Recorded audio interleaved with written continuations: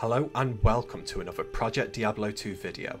I am Lemuel24 and today I'm bringing you my top 5 builds for the upcoming Project Diablo 2 ladder reset.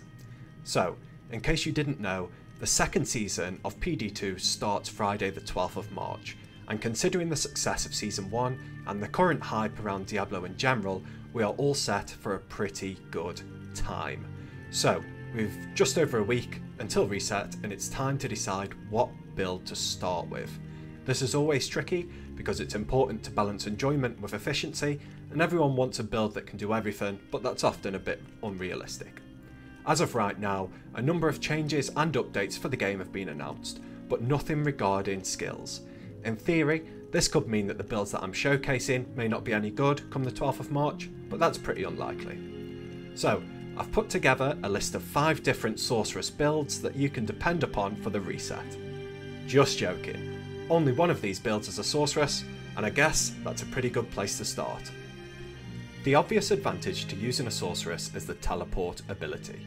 It makes magic finding runs much more efficient, and it's incredibly useful when rushing through the axe in Nightmare and Hell. A good portion of the player base will start with a Sorceress for this reason. My skill of choice is Hydra. These fire-spewing lizard dragon thingies pack a decent punch, and they can rip through mobs and bosses, but the beauty of the skill is how it opens up your playstyle. You can cast your Hydras, and because they do all the killing, you're free to move around and dodge incoming attacks. Personally, I think this works best in 2 places.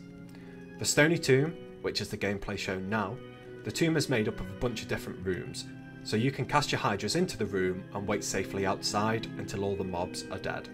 This strategy makes for some real easy magic find, and with the Stony Tomb being a level 85 area, it's also a profitable strategy. The second magic find spot is Mephisto. Once your Hydras are down, you're free to dodge all of Meph's long range attacks. This is a nice easy way to run Meph, since the moat trick does not work in PD2. In terms of gear, the defensive playstyle means that you can use whatever you can find. The build scales well with better gear, but you can also run with pretty much nothing. Concentrating on FCR for better teleport, and then MF for better drops, is the way to go. Build number 2 is the Sumanddrood, which is a very popular build in Season 1. The changes in PD2 made this a truly viable build. Multiple bears and direwolves can see the summons hit decent levels of damage. The druid being able to cast his own version of teleport means that you can keep your army with you and telestomp enemies. I started with this build in Season 1 and I soloed both Nightmare and Hell difficulties without ever grinding for gear.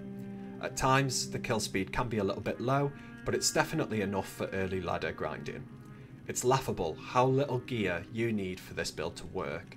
It would be more than possible to clear all 3 difficulties naked, and with this in mind you can absolutely pile on the magic find to make sure that you are getting the most out of every run that you do.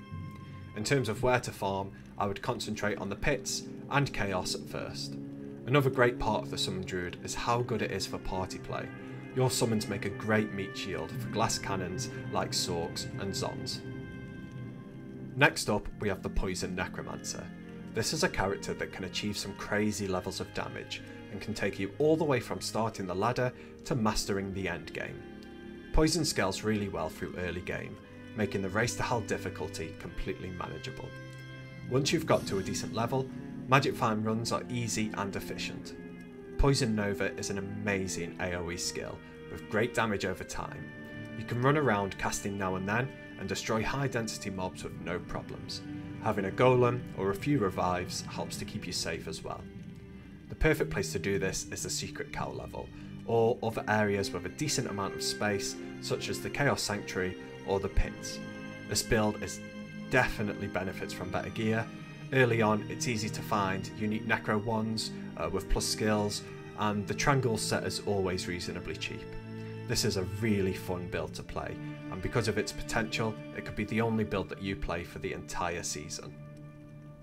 Build number 4 is my favourite from Season 1. It is the Immortal King whirlwind Barbarian. This spinning beauty is extremely tanky with a reasonable damage output. With uncorrupted gear, this character can easily coast through all tiers of maps, although the clear time is definitely lacking. A point into increased speed makes you very mobile and speedy, and the set defences make you pretty much unkillable. The damage from the set is more than enough to clear all level 85 areas in good time, and the movement speed makes for very efficient melee key runs. There are two main downsides to starting with this character on ladder reset, first of which is the gear, which is very specific.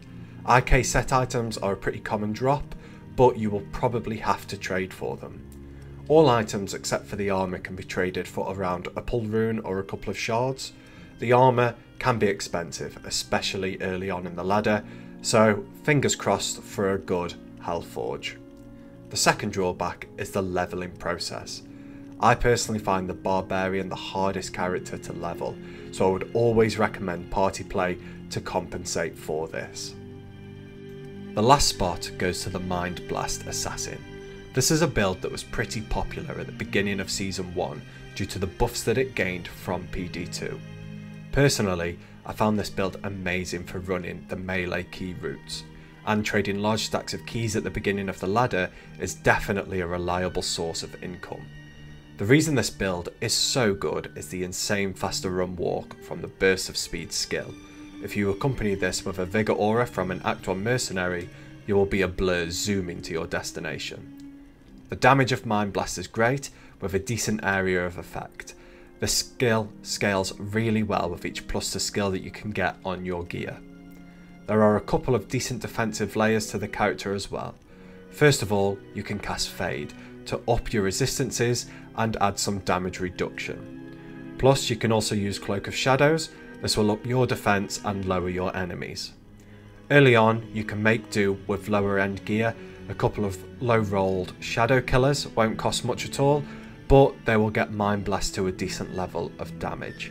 And Natalia body armour can also be very useful, especially if you can get 3 open sockets to fill with topazes for some extra magic find. So that is my top 5 builds for ladder reset. Hopefully the character patch notes don't leave me with egg on my face, with major nerfs to the skills that I've covered. Remember that when it comes to ladder reset, rushing through content and getting godly GGs is pretty nice, but make sure that you're enjoying what you're doing. Don't put too much pressure on yourself and stay healthy. Let me know in the comments what builds you're going to start with, and let me know if you'd like to see more detailed guides on each of my top 5 builds. I'm getting pretty close to 1,000 subscribers, so if you haven't already, make sure you click that subscribe button. It costs nothing at all, but it means the world to me. Thanks for watching, goodbye, good luck, and have fun.